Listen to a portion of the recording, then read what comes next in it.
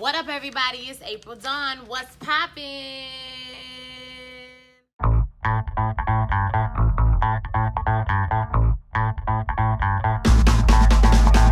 All right, y'all, we got a lot of stuff to talk about. A lot of stuff happened last week. Some good stuff, some horrible stuff. So let's go ahead and get to it. First story is Bill Cosby is going to jail, y'all. So Bill Cosby has been found guilty on 3 counts of sexual assault. This has stemmed from a case that was about 14 years ago with a Temple employee named Andrea Constant. She alleges that Bill Cosby invited her over and he drugged her and had sexual intercourse with her. I don't know if it was like digital intercourse or they actually had intercourse. We've seen that on depositions where he's admitted to giving women quaaludes in the past. He said it was like the thing back in the day, and so everybody was doing it. It wasn't no big deal. Over 50 women have come out and said that Bill Cosby assaulted them in some type of way. So I think for this story we all have to just separate Cliff Huxtable from Bill Cosby, okay? Bill Cosby was clearly trash, okay? Like, as much as we want to think of him as America's dad, I was the person who grew up smack dab in the middle of the Cosby Show. I mean, every Thursday night we sat down to watch the Cosby Show. Some people only watch shows on Thursday night. So he was a major influence in me wanting to go to college because I wanted to go to Hillman. He was just a major influence in young black people's lives of that time. So even though he did those things, we have to be able to separate, the things that he might have done, maybe in repentance for some of the things he did in the past. Now, if you've seen any of the old Bill Cosby movies with Richard Pryor, you can kind of see how he was, you know what I'm saying, out there like that. Because he wasn't always a wholesome coochie sweater wearing man, okay? He was out here, hustling and doing everything else in the 70s and the 80s and whatnot. It's time for us to just let it go, y'all. I mean, Bill Cosby, his legacy will be forever changed because of this. It's sad to see at the end of these people's life that they have to go through all of this. I don't know if they're gonna put him in jail or not. I'm not sure what's gonna happen with that. But I feel like if he go to jail, man, he get what's coming to him. I'm not gonna sit up here and argue back and forth with people because I do feel conflicted in my spirit because I grew up with him, as being America's dad. So yeah, those people, us, we feel like, oh my God, man. But I'm not gonna sit in here and overlook the things that he's done and act like, oh, they were just all lying or they just was this and that. He did it. They said he did it. He did it. He admitted to doing it. So we have to separate the Huxtables and the Cosbys. I saw a meme that said, I guess the Cosbys are like everybody else, black dad, he going to jail too or something like that. First of all, they was the Huxtables. They was not the Cosby. And Cliff Huxtable ain't gonna do nothing but deliver some babies, honey. You tripping to go to the hospital. So tell me what y'all think about Bill Cosby. Do you think he's gonna go to jail? Let me know in the comments. All right, next up, we have another sad story. A young lady named Chiquisha Clemens went to the Waffle House in Saraland, Alabama, and she had an altercation and the police was called and she was thrown to the floor very violently. There's a video that's out and you can see what happened to her. Now, there's 2 different stories going on with this story. The Waffle House employees say that they are sticking to their story. They called the police because the girl was up in there cussing everybody out, telling people, y'all don't know me, I can come back and shoot everybody in here, and being belligerent and arguing with people and acting a fool. And so they called the police. Now, whether, I haven't seen, the video only comes on when the police come in.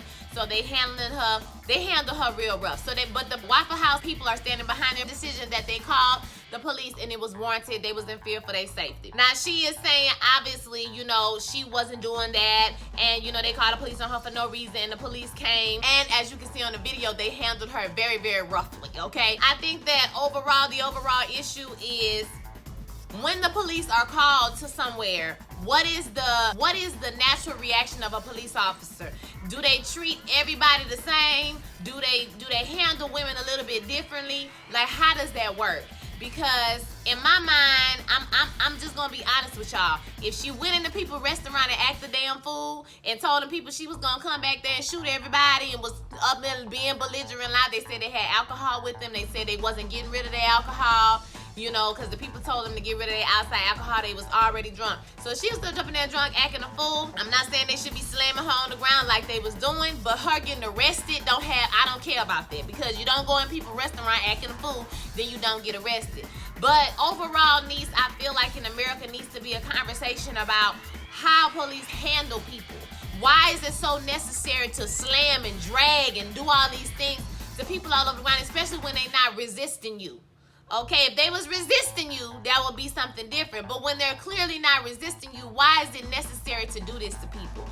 I low-key be feeling like sometimes it's just a power trip for the police officer. They want to feel powerful, so they slam you on the ground, or they talk to you crazy, or they do whatever. So that's the real conversation that needs to be had, because, you know, if she act the fool in the people restaurant, then hey, you gonna go to jail. But the way you get arrested is important, because I would have to see the whole video to know, was she up in there cursing, hollering, screaming, you know, acting all the fool? I don't think that's the case, because in 2018, I think you would know as a black woman, you don't come at a police officer like that, because you might be a hashtag. So I'm not exactly sure about this story. I don't know how I feel about it.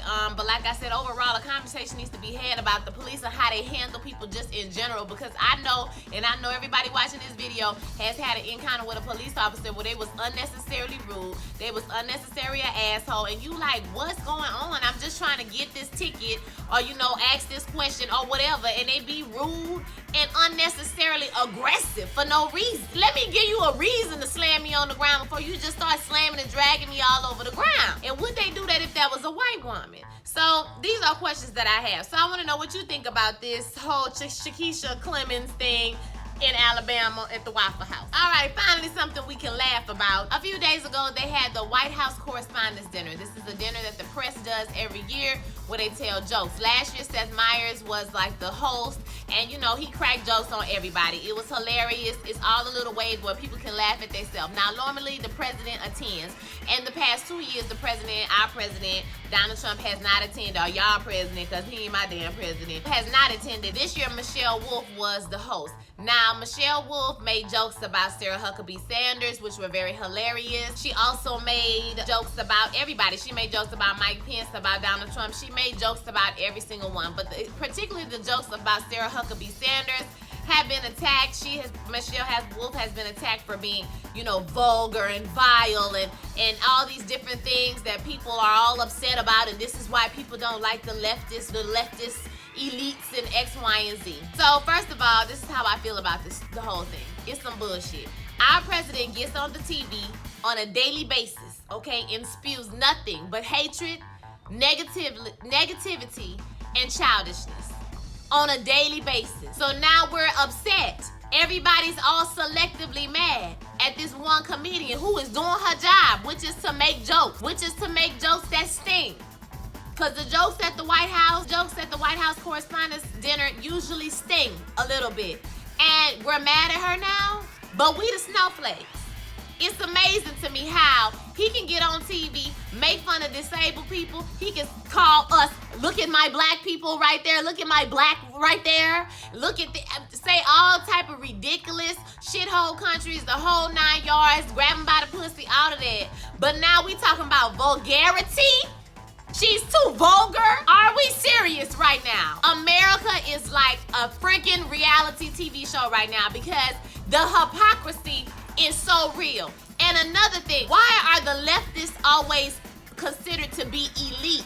We don't have no money. The leftists are the ones who trying to help everybody, are the ones who trying to give what they have to other people. So how does that make us elite? Oh, you're talking about people who went to school, people who have a brain, people who can think. So that makes us think we're better than you because we went to school and we have a brain and we can reason and we know when somebody is selling us some shit, okay? Is that why we're elites? It's amazing how they use those words, leftist elites, as if the left has so much money and we're so much better than you. We look down on you Republicans, when in fact, the Republicans the ones who have all the money.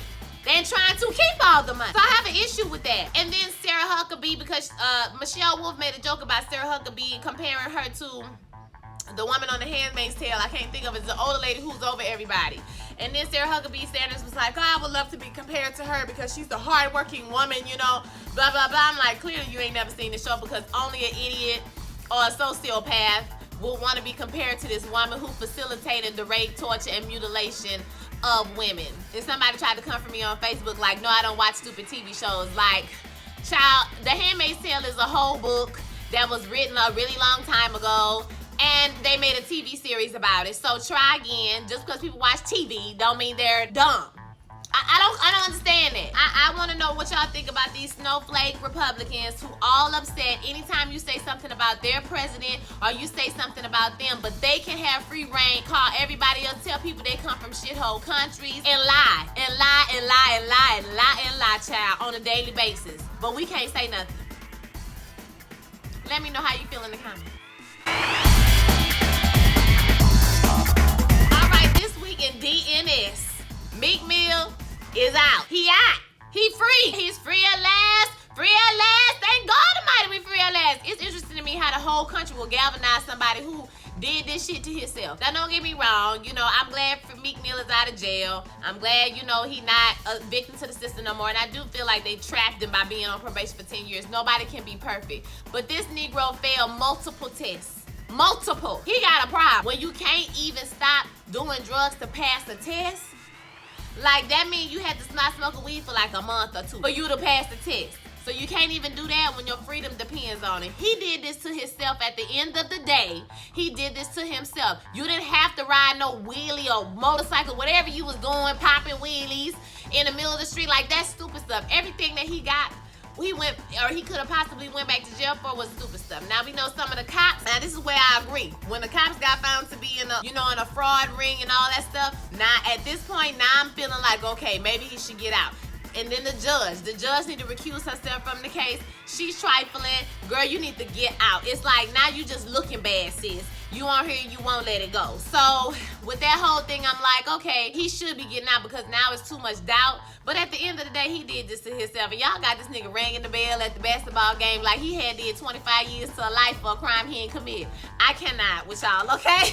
And what about all the Negroes in jail who ain't do nothing? Okay, who really in there for some F shit? And y'all out here caping for this Negro to get out of jail. Child, I guess. We glad Meek Mill is out of jail. You know, congratulations. He out of jail. Tamar and K. Michelle. So basically, Tamar said on the Steve Harvey show that something about it was a question about plastic surgery. You know, she said, you know, when you get your plastic surgery, you just make sure that you go through the right people, that you pay for it, that you do it the right way, because you could end up, you know, with some serious problems or whatever. Now, I personally didn't take any offense to that. I mean, if it don't apply, let it fly. That's my motto. So why get pressed about something that don't have nothing to do with you when you know what you did? But we all know K. Michelle is the most insecure ass bitch I have ever. Listen, I was on Instagram last night and she was writing another long post about her booty and how her surgery wasn't cheap. Nothing wasn't cheap about it all. But in my mind, I'm thinking, well, bitch, if it wasn't nothing about it cheap and you went through a doctor that's, you know, legit, then why you butthurt? Why are you so upset, girl? I don't know why you so mad, because if you did it the right way, then she not talking to you. She not talking about you. But K. Michelle's story be conflicting me, because sometimes she'll say, oh, I went to a doctor and they injected me with something and I don't know what it is. In my mind, if you go into a reputable doctor, they're not gonna inject you with something and not tell you what it is. Matter of fact, doctors explain things to you before they do things to you. So you just got some shit stuck up in your ass and you don't even know what it is. Sound like that was that sound like that was a janky doctor, girl, not like a reputable doctor. But you know what? Her story changed every 5 minutes, because first the booty was hushed at first. You tried it. She's like continuing on the insecurity tour. Like, K. Michelle needs to get off of social media. Like, she really do need to get off social media. She keeps talking about how she want to get back to this Kimberly. She don't want to be K. Michelle no more. She want to be Kimberly, and I get all of that. But she get on my damn nerves with all that extra. Like, she doing the absolute most. We know you going through a lot. Go through it. You know, come back on the other side and be, you know, fine and cute and everything. You know, get yourself back together. But stop going back and forth with people and getting all butthurt when somebody make a comment about plastic surgery. You don't know if she was talking about you or not. And even if she was, who cares? She didn't say nothing that wasn't true that you ain't already said yourself. So, girl, bye. The Mute R. Kelly movement. So this movement has been started by, you know, many women in Hollywood. They're trying to get Live Nation to cancel R. Kelly's tour dates, and they're also trying to get Sony to drop his contract. So they're really making this push to get rid of R. Kelly, because we all know that R. Kelly there's been rumors about R. Kelly ever since I was a teenager, that he hang around in Chicago in front of school, parking lot pimping, picking up little girls, and he be out here dealing with little girls. Everybody know he married Aaliyah secretly when she was 15 years old. Age ain't nothing but a number. Now take on a whole new meaning. We know that recently he has been found to be having girls. Now these girls, as far as we know, are over 18 years old, but he keeps them at the house. He don't allow them to leave and have a cell phone, things of this nature. kind of trapping him, sort of culty, even though it's technically not illegal, okay? You know, but basically I feel like he be grooming these people, you know, grooming them, or he'll tell them, you know, I'm gonna get you a record deal, I'm gonna work with you musically. Now I know some people, I was listening to the Kiki, what's her name, Wyatt? Yeah, I was listening to the Kiki Wyatt interview on the Breakfast Club, and she was saying she knew R. Kelly as a musical genius. That's all she know him as. He never came at her sideways. She don't know what nobody talking about. I feel like he preys on a certain type of young girl, somebody who, because Kiki Wyatt don't strike me as, is it Kiki Wyatt? No, y'all, that's the singer. It's Kiki for sure. Y'all know who I'm talking about, Kiki. I'm gonna get her name right here. It's gonna be right there. So, but her, she doesn't strike me as a weak-minded person. So he preys on a certain type of girl so that he can get what he want out these little girls. So hopefully we can mute R. Kelly, because R. Kelly, I cancel him. Now I used to love R. Kelly, I ain't gonna lie to y'all, but I cancel him because it's too much. It's one thing, just like Bill Cosby, it's just too much. It's too much coming out that everybody can't be lying. So you mean to tell me everybody got together and we all gonna lie? Child, no. And everybody knows it's been rumors since we all was children that R. Kelly be out here touching on little girls, okay? R. Kelly says that he supports the Me Too movement and the power movement from women, and, you know, he understands that it's important to, you know, attack celebrities to bring attention to this movement, or criticize celebrities to bring attention to this movement, but this one is unjust and it's off target. Child. Bye. So let me know what y'all think about this whole R. Kelly child molestation, mute R. Kelly movement. Do you think he should lose his record contract? Do you think he should not be able to tour again? Tell me, what do you think?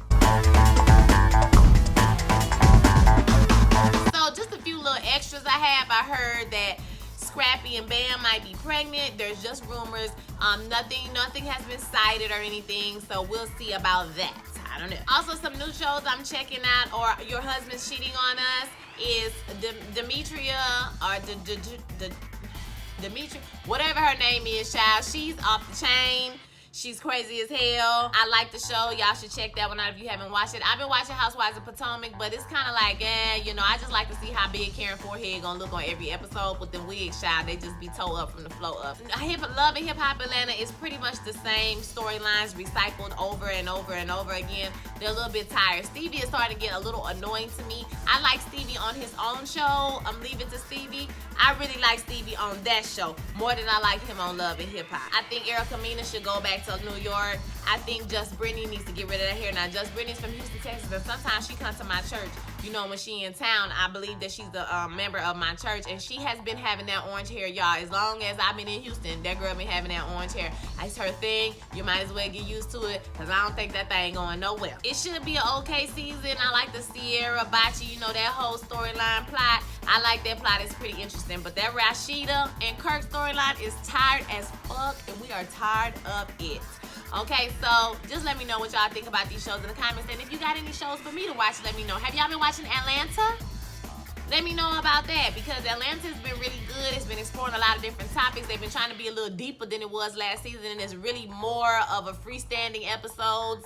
You know, meaning they really don't tie in this year. It's just kind of like freestanding episodes. I really like The Woods, the episode with Paperboy by himself. Why can't that, not Earn, what's his name? Al. With Al out there by himself in the woods. You can tell the whole episode was about depression. I read a really good article about it. I actually read the article before I saw the episode, so it made more sense to me when I watched the episode. But the episode is basically about him being depressed, and you know, he gets trapped in the woods. This is all metaphorical, okay?